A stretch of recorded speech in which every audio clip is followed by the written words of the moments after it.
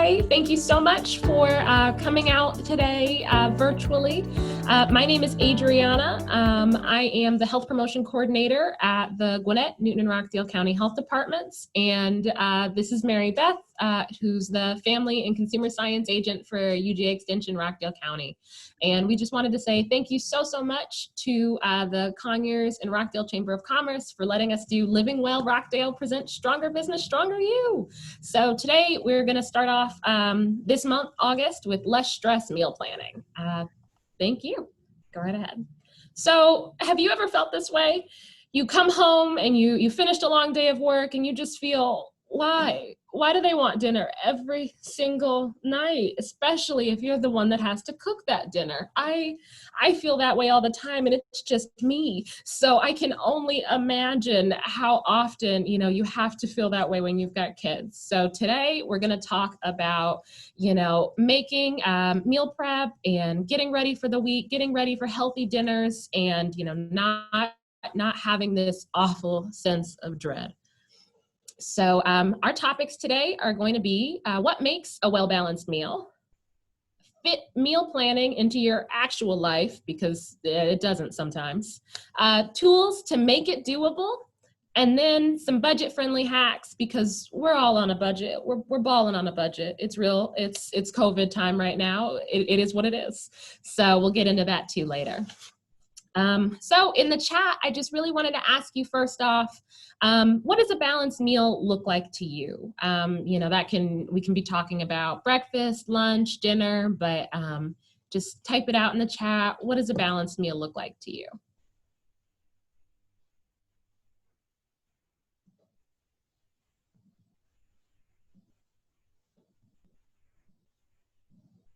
It's a loaded question. Okay, Mary Beth started us off with at least 3 food groups. Janice gave us veggies and some protein, always delicious. So that's got something to keep us full and something to keep us going. So having a lot of different things, that's a good combination. Okay. All right. So when we look at, chocolate is a must. LOL. Yes. I love a little piece of like dark chocolate for dinner, like afterwards. I'm a happy camper. That's what I need. Yes. Okay. So when we look at a balanced meal, we're going to be talking today about My Plate, right? So My Plate, you might have seen this. It kind of has taken place of, the old standard food pyramid, which is good because I don't eat in a pyramid, so it helps. So once you know the building blocks of a healthy meal, the possibilities that you can do are endless. And we're going to give you some stuff that you won't feel hungry, because I can't feel hungry. That doesn't work for me. So we're going to talk about some ways to be healthy. So what we're going to talk about first is focusing on nutrient-dense foods, right? So foods that really, fill us up and, are nourishing to the body. So what do we notice about this My Plate? When you take a look at this and you see the different sections, what do you notice?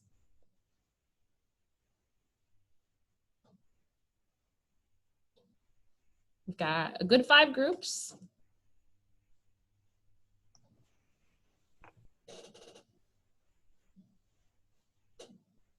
Maybe you notice that the first thing I noticed, at least, was that half of that plate is fruits and vegetables, right? A whole half of that plate is fruits and vegetables. So when I was looking at this, I was like, wow, I need that many fruits and veggies in my day? Yes, I do. But it doesn't have to be at every meal, right? It can be throughout the day. So, having that as snacks or breakfast and lunch and, different things like that. So we want to make sure that a large portion of our plate is vegetables and fruits. And we also want to make them colorful. Shout out to the rainbow behind Mary Beth. We want to make our My Plate just as colorful as that rainbow, right? So fruits and vegetables, each different one has different kinds of vitamins and minerals. And so we want to make that rainbow so we get all kinds of different mixes and matches in there. Fruits and vegetables also have a lot of fiber. So if you have, that whole half of a plate that's fruits and veggies, you're going to feel fuller for longer, right? The second thing that we're going to talk about is grains. And grains get a bad rap, but, grains are a huge part of, having us, have energy throughout the day, carbohydrates, right? So our goal, though, is to have at least half of our grains be whole grains.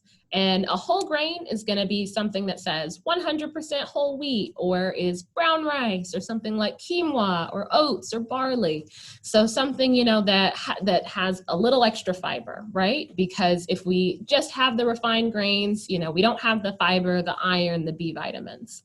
However, I say half of your whole grains. You don't have to go from no whole grains to all whole grains, because that's not realistic. You might really like wheat bread, whole wheat bread for sandwiches, but you might not like brown rice for whatever reason. So, if you don't like it, or if you've never tried it before, maybe try mixing it in, right? So, if you're going to have rice that day, have half white rice, half brown rice, or mix it with pasta. So half whole wheat pasta, half regular pasta, or you can just have, your whole wheat bread for breakfast and your regular pasta for lunch. It's all okay. Just we're going to shoot for half of our grains being whole grains. When it comes to dairy, if you can eat dairy, we want to choose more fat-free or low-fat milk and cheese options, right? So that's going to really cut down on the added cholesterol in our diets. Now, if you're drinking whole milk right now, don't come at me. I'm not telling you to go from whole milk to skim. Please don't. It's gonna taste like water. It's gonna be a lot. But if you're drinking whole milk, maybe go to 2%. If you're drinking 2% milk, maybe go to 1%. If you're drinking 1%, you're doing a great job. If you want to try skim, go for it. If not, that's okay. But try to, choose those lower fat or fat-free dairy options. Make sure they don't have a lot of added sugar, but try to get those lower fat dairy options wherever you can. Also, the last thing that we're going to talk about is varying your protein. So whenever you have meats, trying to choose leaner cuts of meats, right? Trying to, take some skins off wherever we can, or varying different things along. So having meat and then seafood, and then trying, eggs, beans, peas, nuts, seeds, maybe soy products like tofu, if that's what you're interested in, so all kinds of different things. That way you can have some meats that have a little extra, cholesterol, and then some, plant-based proteins that are complete and, still have, the stuff that can give us that energy, right? The stuff that'll keep us full for longer. Make sure though, you can always try a meatless Monday. We're not telling you to go completely vegan right now. If you want to, that's up to you. But go from there and, try something different. So when we're going to take a look at paying attention to things, right? So when you're at the grocery store, you're going to want to look at the back of the containers, the nutrition facts. So we want to decrease that sodium, those added sugars, those fats, cholesterols, and, alcohol in moderation for those over 21, and then increase those fruits and vegetables, that low fat dairy, the lower fat proteins, and those whole grains, right? I love the seesaw because it really shows that it's all about balance, right? We can have things that, might not be considered good food, which is it's a misnomer. Food is food. And, we just have to try to make sure that we're bringing it at a balance, right? So a little bit of decrease and a little bit of increase of the good stuff. Yeah. And I love that we focus on what to increase, because a lot of people think that if we're trying to make your overall diet, so not like a 4-letter word diet, but like your eating patterns healthier, people think you're going to tell me to eat less and I'm going to be hungry. And really, the real nutritionists and dietitians out there will tell you, eat more of certain things. A lot of people don't eat enough, especially when it comes to those things on the bottom of the screen. Definitely. Fill up your plate. I can't be hungry. If I'm hungry, then I'm angry, and we don't want that throughout the day. So make sure you're getting enough food.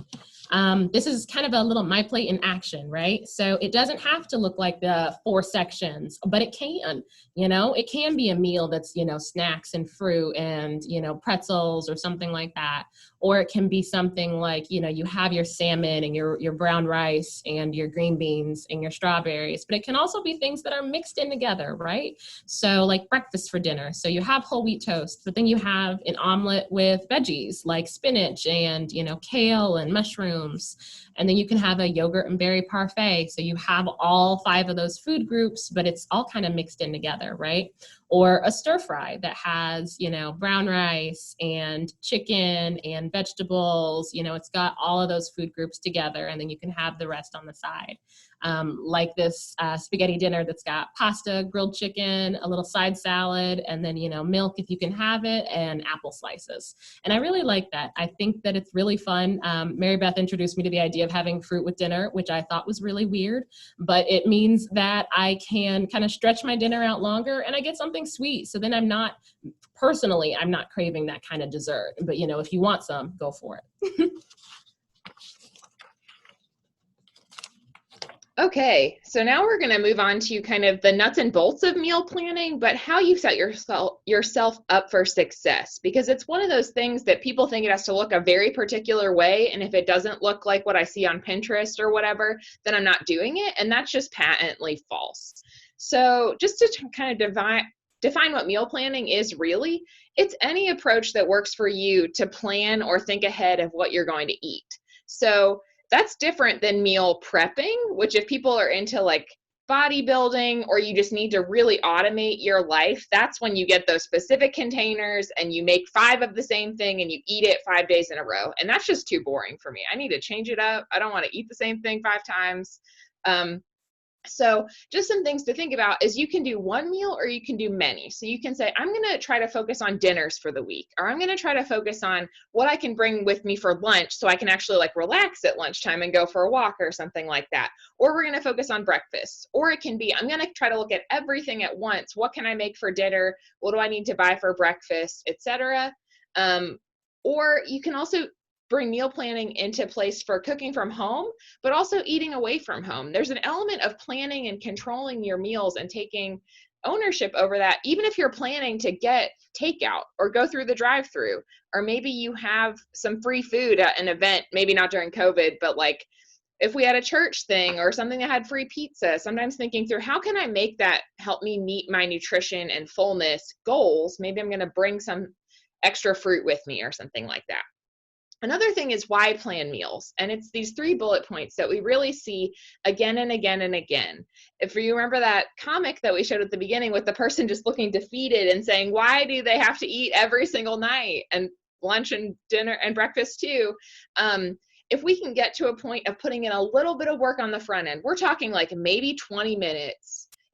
It doesn't have to be like hours and hours. You're just executing the plan that you already made. So if you're coming home, you go. You know what you're doing. You have things in the fridge or the pantry, or maybe you have to stop for something, but hopefully it's kind of just automated in a way. It also helps you save money. A lot of people really have this ingrained thought that it costs a lot of money to eat well, and that can be true. There are lots of really great ingredients you can buy that are super fancy and expensive, but the biggest waste of money is throwing away the food that you bought, that you're not eating the foods that you spent your groceries on. And so if you put a little bit of forethought in and you know that you have this big head of lettuce that you're only going to use, like you need to use half of it in one meal, but you have a plan for half on the other meal, whether that's cauliflower, fruit, whatever it might be, you're making sure that that all gets used. And the other thing is it's more nutritious typically. So when you're not making last minute decisions, you're not already run down from the day, and you're thinking about, okay, I want to have my vegetable and my protein, like Janice said, you have vegetables that are ready to go, so you're probably going to eat them. Whereas if you ordered pizza and you're not in that habit of like, let's have some applesauce too, or let's have a salad, let's pull out some baby carrots or something too, you're just not going to be getting all those food groups. And the reason that we focus on those food groups is because then you don't have to keep track of every little vitamin, every little mineral, count every carb and that kind of thing, because it's kind of balanced in that way that some of those are more calorie full and some of them are not. And so I kind of love to talk about my plate because like if you have half your plate with broccoli and salad on it, even if I choose to eat chicken fried steak and macaroni and cheese, it's only taking up half the plate. So kind of overall it's balancing and you're still getting a variety of vitamins and minerals and protein and all that kind of stuff. So the one thing that I really like to get people to think about is that my meal plan is not going to be the same as Adriana's meal plan. And my meal plan for myself and my husband is not going to be the same as a family with multiple kids or an empty nester or something like that. And so I did make this one of the handouts that we emailed to you. If you didn't get that, you can drop your email in the chat and we'll make sure you get it. But it's questions like, what does our week look like? Is everyone home, or is someone out of town for work? Or do we have something we have to be at 6:30? So by the time we get home, we only have about 15 minutes to pull something together for food. It really depends on the week and the family. And so what works in August doesn't work in December when there's all these holiday events to go to and things like this.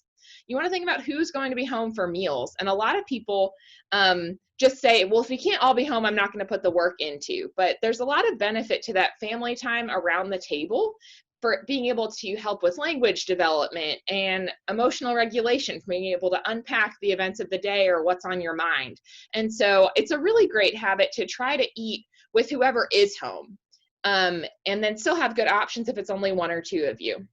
You might want to think about what you need for lunches or snacks or breakfast, how work, church, or sports commitments affect the plans. That's obviously not an exhaustive list. There are so many things that pull us in different directions. And then, does anyone have any special requests? My mom would always say the worst part was deciding what to eat. And so if you live with multiple people and they can say, well, I'm really hungry for Chinese, so you can make some stir fry, or I'm really hungry for pancakes, like, that's a win. You don't have to decide, and pancakes are easy to make. And so really trying to spread the wealth so it's not just one person can be really helpful.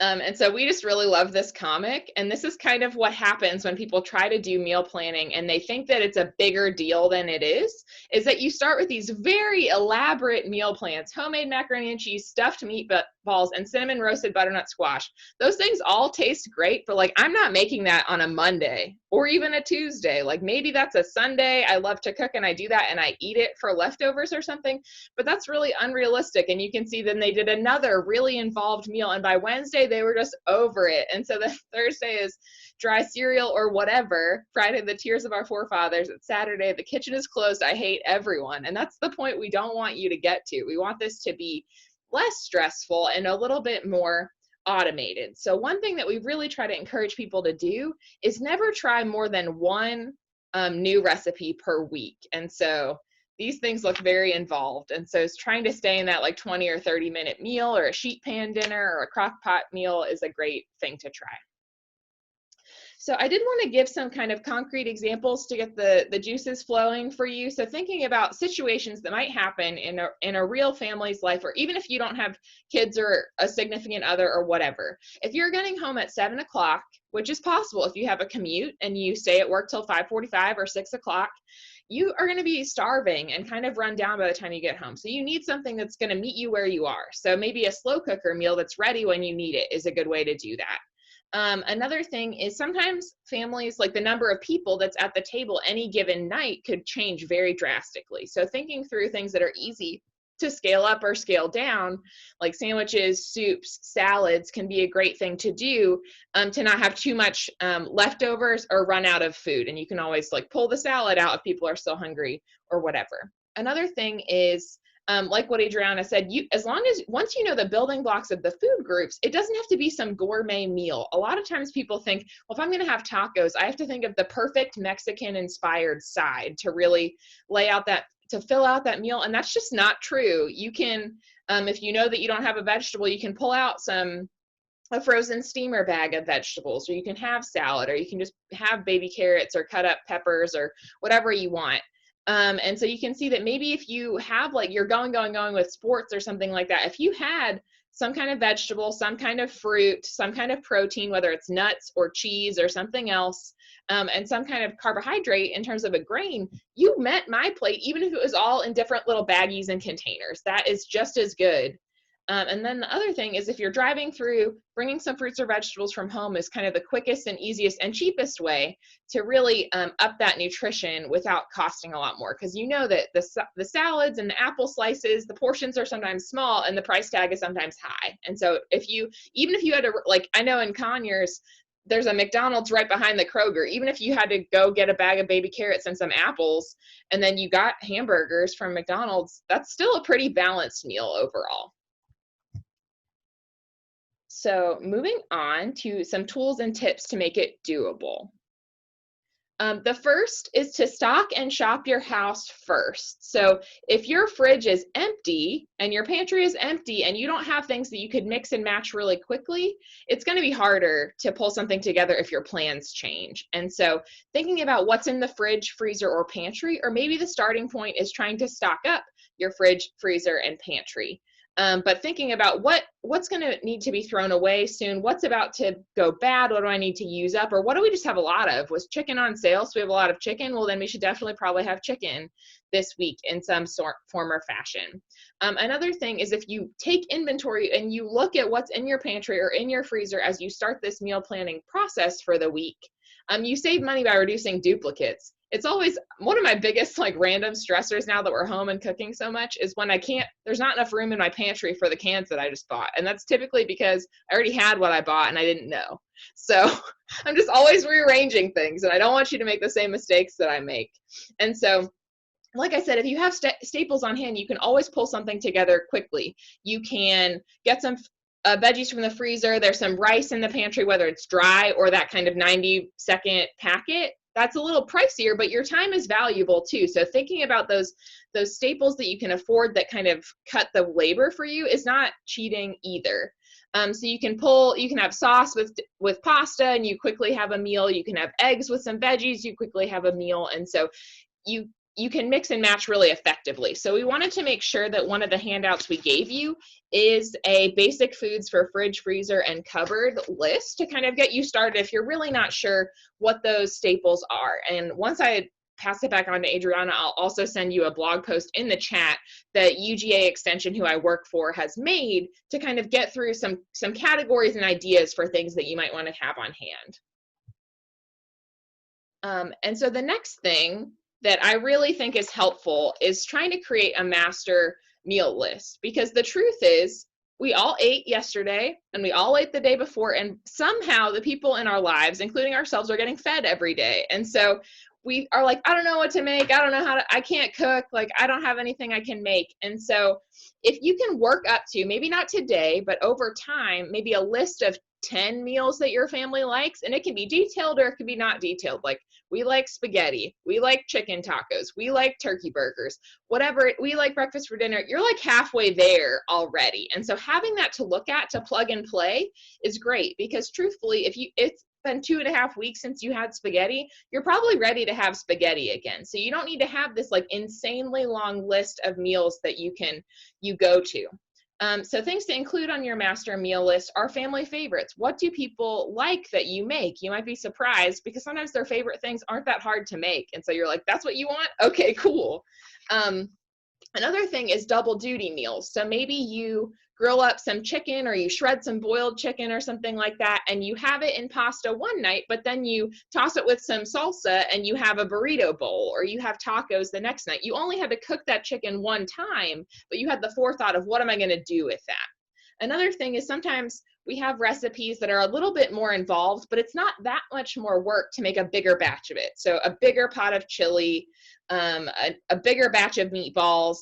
If you're already going through the work to make a lasagna, why not make 2 lasagnas? And then you can freeze half of it and then you have it to pull. And I do that same thing with muffins or pancakes or things like that, because I love pancakes and I don't have time to make pancakes on a Tuesday morning. But my day is a lot better if I had pancakes for breakfast versus a little granola bar on the way out the door. And it's not that much work if I already made the pancakes. And another thing are those non-recipe recipes. So I'm going to give you an example with grain bowls, but just like we kind of mentioned, if you can throw some things in a pan with eggs and call it a different omelet or a different veggie scramble, that didn't require a recipe. If you know how to get red sauce out of the cupboard and toss a couple protein and veggies in with it with your pasta, you don't need a recipe for that. And the same with stir fry. So that way, just getting comfortable with mixing and matching those My Plate food groups and some flavor boosts is a great way to do that. If you're really having trouble building your list, or you want to just make it a little bit longer, you can also start by keeping a dinner diary. So it's hard, it's in a weird, my mental space is taken up. Maybe I decide I'm just going to build my list going forward. I'm going to write down what I had today, and I'll write down what we made tomorrow or whatever. And you can do that in a notebook. You can do it in a note on your phone. You can email yourself. Whatever form or fashion sounds doable and easy to you is a-okay. You can also ask your friends and family to share their go-to meals. That's also really great if your life stages are changing. So maybe you have 2 toddlers and you want to know what it's like when they're in elementary school, or you're used to cooking for 4 and your kids are moving out of the house, and now it's like, what do I do? Like, I have all this food. I'm used to having to make so much food all the time, and now we're drowning in food because there's only 2 of us, or there's only 1 of us, or whatever it might be. So leaning on your social network to see what works for them, because if we all shared our 3 go-to meals that we can make in 30 minutes, suddenly we have a lot of variety and a lot of tools in our toolbox. There are also some great websites that you can browse, like foodtalk.org is an extension one that really focuses on those budget-friendly, nutrition, healthy meal ideas, or other places for recipes you'd like to try. And then if you're looking for something to do because we can't leave our house, maybe you try that recipe, or maybe you make 2 or 3 meals on Sunday, because that way you just have to microwave or warm something up 2 or 3 nights of the week. So we did give you a handout like that as well. And there's a room to say meals we like, and then I have protein in the second column, because if you notice that you're only eating chicken or you're only eating beef, that's just an idea that it's room to maybe switch out and try some shrimp with that, or try a veggie-based protein, or just see what it would be like to have nuts and seeds throughout the day instead, because we don't need as much protein as we think we do. But just another thing is finding what system works for you. We've all seen everywhere, if we go into those hobby stores or whatever, these really cute chalkboards on there.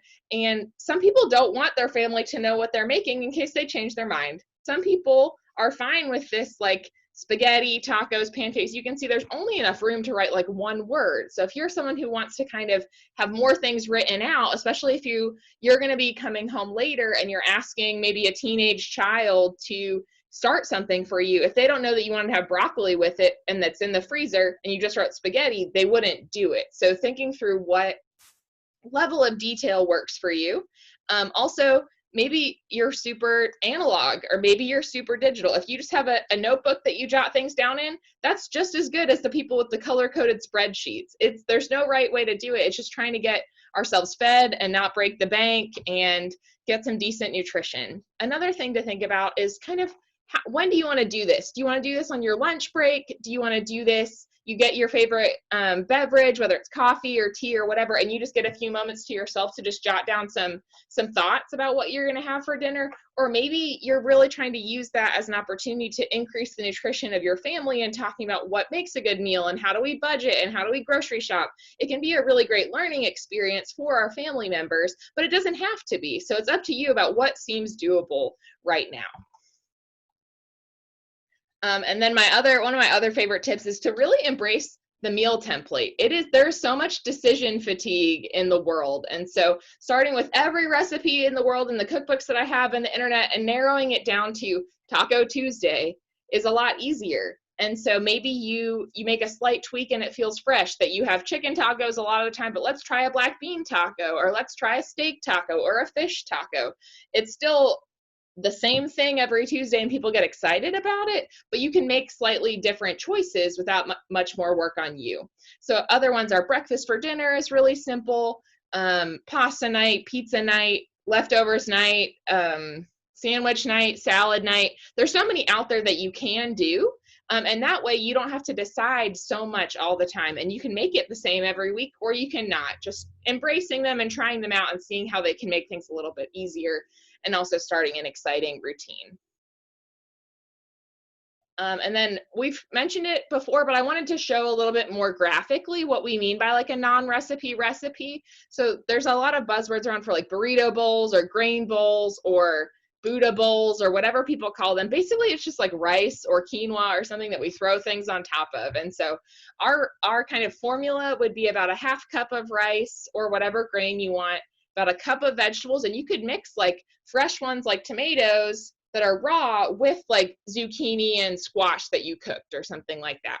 Then adding a protein, whether it's chicken, chickpeas, eggs, whatever you want, and then flavoring with different sauces and herbs and enjoying. So you can see we have some ideas on here of Mexican or Cajun if we have black-eyed peas and bell peppers, or Thai curry is really delicious, or a Greek one that has feta cheese or something like that, or balsamic vinaigrette, or an Asian bowl, or whatever sounds good to you. So then that's something that you can use on a weekly basis. But if you had teriyaki sauce instead of salsa, those are very different meals, even though the building blocks were really similar and easy to do. So just as many tips as we could think of, we wanted to really utilize this time to give you some ideas.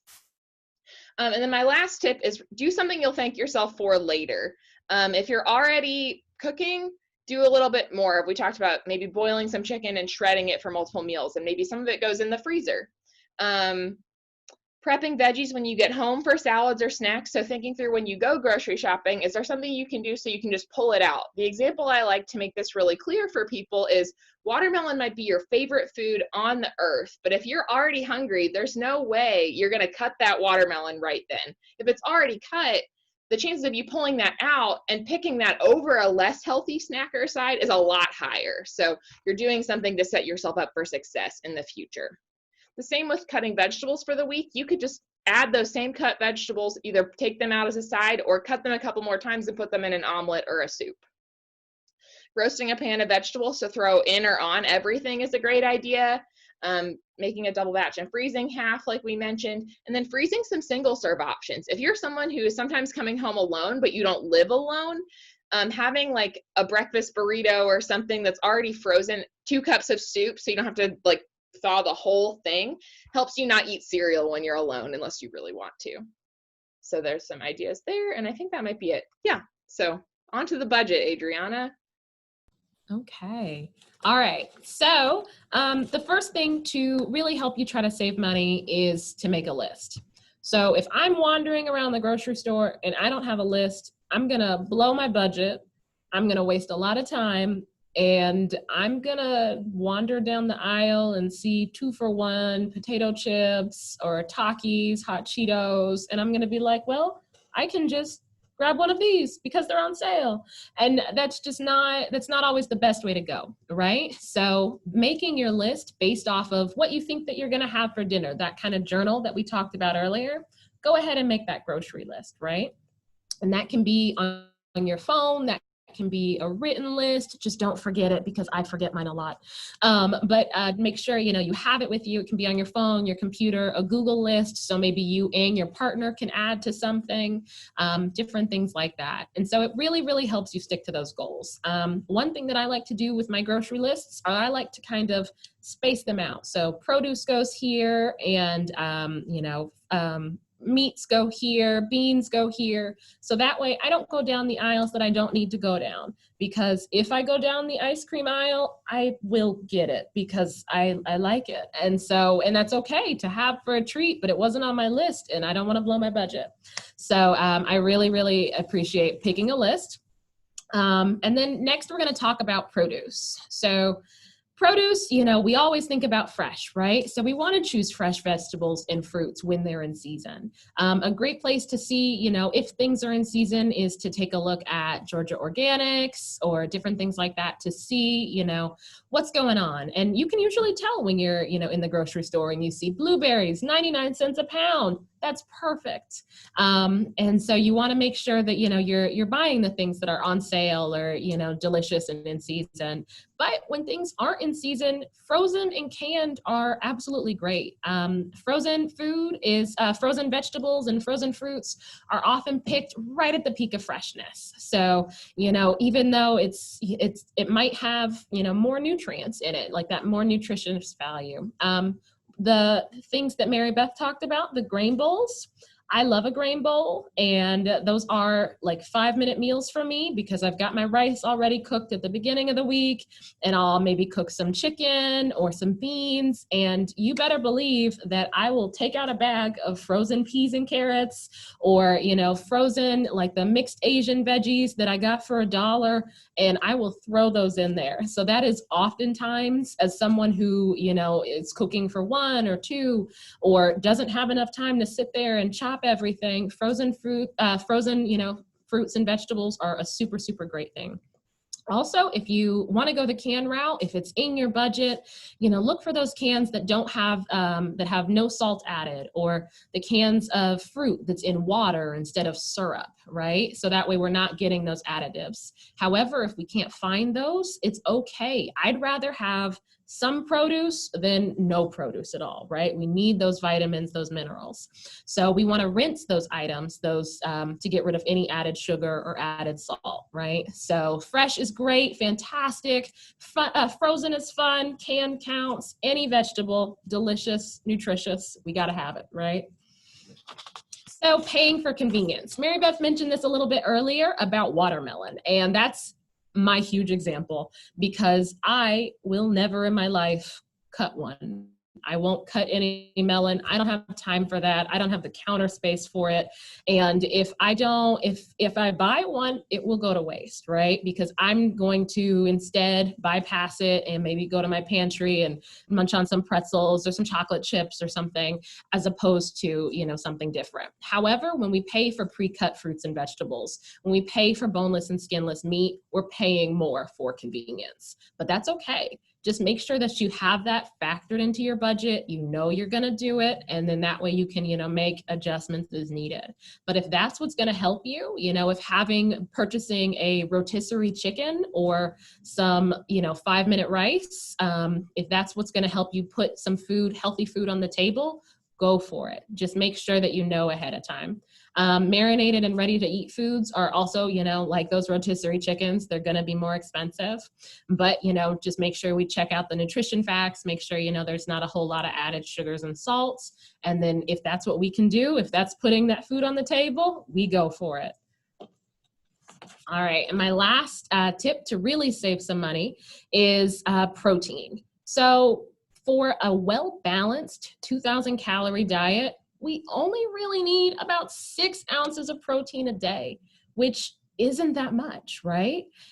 We usually have protein with breakfast and protein with lunch and protein with dinner, but we don't quite need all of that protein. So by, reducing that amount of protein, either by reducing portion size or swapping out, some of the protein for, leaner or cheaper options, we can save a lot of money. Because I'm not sure about you, but the most expensive thing in my grocery cart is that chicken, right? Is the chicken, the beef, whatever that meat is oftentimes the most expensive. So maybe swapping it out for eggs, beans, lentils, tuna, anything like that will really, really help to decrease the price of your dinners, and also to get some different things in there as well, some veggies, some different things. So thank you so much. I hope that those have really helped, because we're all balling on a budget. It's okay. What we have, Mary Beth put the link in the chat. We'll also email this to everybody. We have an evaluation. Make sure that the program is less stress meal planning. When you put that in, just put that on the top. And if you are excited to get some prizes, we're going to have some great prizes in the last answer, where it says, how would you summarize your experience in this program in 1 sentence? If you're interested in winning a prize, please include your email address. That way we can enter you in a drawing, and we'll choose 3 random names after this session. Yes, and we will wait about a week to do that, because we're going to do the recording and send it out to everyone who had registered. And if Stephanie wants to do anything with that with the chamber, it's fine either way, to give you time. And then if you forgot and didn't include your email, because we really care about what you think about the program more than that, feel free to shoot us a message that's like, hey, I forgot to include that. I did do the survey. We believe you. It's fine. So yes. The next one, we're doing the 4th Thursday, and we try to keep it 45 minutes so you can finish your last morning meeting or grab something to eat before you sit down with us. So the next one is physical activity for everyone. Don't let that scare you. We're not going to tell you to do anything that's going to mess up your hair or make you sweat everywhere all the time. We're trying to make it really doable, because it's one of the best things we can do for our long-term health and our short-term ability to handle the world that we live in. So we hope you join us. Mental health, physical health, everything. But no way, we're not going to have you mess up anything. Not your makeup, not your hair. I promise. I give you that guarantee. No way. So that's what we had for you in terms of content. You can shoot us an email, but we're also here for any questions you might have. It's 12:55, so you can feel free to work on that evaluation for us. You can type a question in the chat. You can unmute and ask us your question, or you can just please share with you. So definitely. hopefully you feel empowered to make something for dinner today, or maybe tomorrow. We got to go to the grocery store today. We can go tomorrow. That's right. That's right. The grocery store is less crowded on Thursday than Friday, for sure. Quick question. This is Janice. Thanks, Janice. Yeah. I'm filling out the survey. And I'm not sure if I understand the question. What amount of money do you believe you, your family, and or the business community you represent will save or gain from this type of information in the next month? Yeah, so that they want that to be really open-ended, because it helps us tell the story of how impactful this type of programming has been to people. If you think this is going to save you $50 in the next month because you're going to waste less food, or you're going to eat out 5 less times, you're going to do 5 less $10 drive-throughs you had to do, then do $50 or whatever. It doesn't, we don't want to put words in anyone's mouth, but if we just say our classes were worth on average this amount of money to people, because a lot of agencies charge money for these classes and we don't. So we like to see almost like what kind of money. You can also think about what would you pay to have gotten this information or gone to a class on this if there was a charge. But, Okay. All right. Thank you very much. Appreciate that. Thanks for asking, so we can help. We don't want anyone to feel in the dark. And if you're uncomfortable answering any question, I don't think any of those are required either. Yeah. So. Well, it's been great. Look forward to the next one. Awesome. Thank y'all so much. You make it fun and enjoyable and pep talk. So that's good.